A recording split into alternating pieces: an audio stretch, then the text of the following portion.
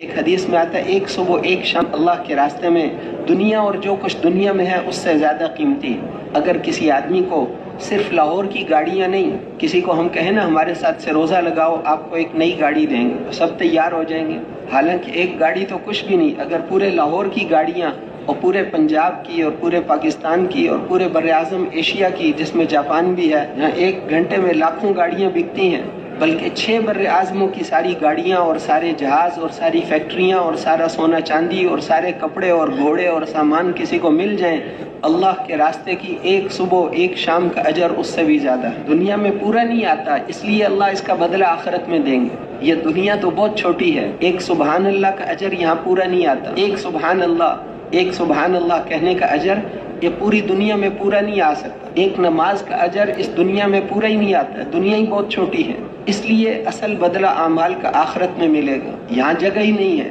تو میرے محترم بھائیو اور دوستو، اس لیے ایک صبح ایک شام دنیا اور جو کچھ دنیا میں ہے اس سے زیادہ قیمتی ہے۔ بعض محدثین نے فرمایا کہ اس حدیث کا مطلب یہ ہے کہ اگر کوئی آدمی ساری دنیا کے سونے چاندی کپڑے سامانوں کا مالک بن جائے، پھر ان ساروں کو صدقہ کر دے، پھر بھی اللہ کے راستے کی ایک صبح ایک شام کا اجر اس صدقے سے بھی زیادہ ہے۔ حضور صلی اللہ علیہ وسلم سے پوچھا گیا کہ 2 بھائی ہیں، ایک دن بھر روزہ رکھتا ہے، رات بھر نماز پڑھتا ہے، دوسرا بس فرض نماز پڑھ کر لوگوں کو نیکی کی باتیں سکھاتا ہے، ان دونوں میں سے بہتر کون سا ہے؟ تو آپ نے ارشاد فرمایا کہ یہ جو فرض نماز پڑھ کر لوگوں کو نیکی کی باتیں بتاتا ہے، اس کو دوسرے پر اتنی فضیلت ہے جتنی مجھے تم میں سے ادنا پر ہے۔ ایک آدمی نے پوچھا کہ اللہ کے رسول، اگر میں خود نہ جاؤں، پیسے بھیج دوں، ایسے کسی جانے والے کو دے دوں تو مجھے بھی ان جتنا اجر ملے گا؟ آپ نے فرمایا کہ اگر تم سارا مال بھی خرچ کر دو تو اللہ کے راستے میں نکلنے والوں کی نیند کے برابر بھی اجر نہیں ملے گا۔ اور ایک حدیث شریف میں تو آتا ہے کہ حجر اسود کے سامنے خانہ کعبہ میں پوری شب قدر میں کوئی عبادت کرتا رہے، اللہ کے راستے کی ایک گھڑی کا اجر اس سے زیادہ ہے۔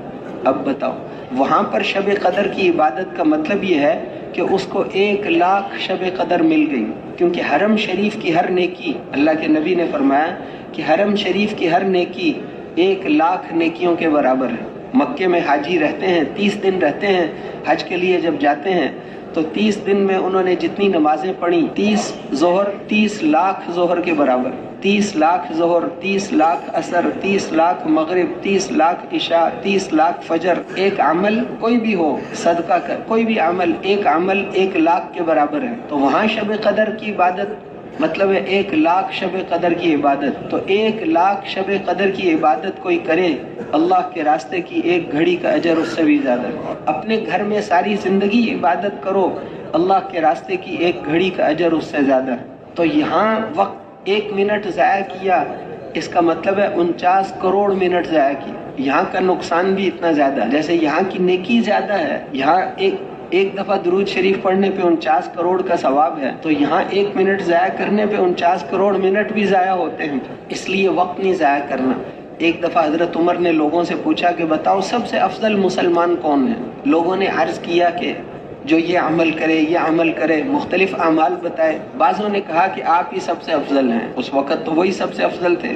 حضرت عمر نے فرمایا کہ نہیں، جو اللہ کے راستے میں ہر وقت ہر جگہ جانے کے لیے تیار ہو، یہ سب سے افضل ہے، یہ عمر ابن خطاب سے بھی افضل ہے۔ وہ تو تواضعاً انہوں نے فرمایا، ورنہ اللہ کے راستے میں جانے کی قیمت اتنی ہے، تو اجر تو اتنا ہے۔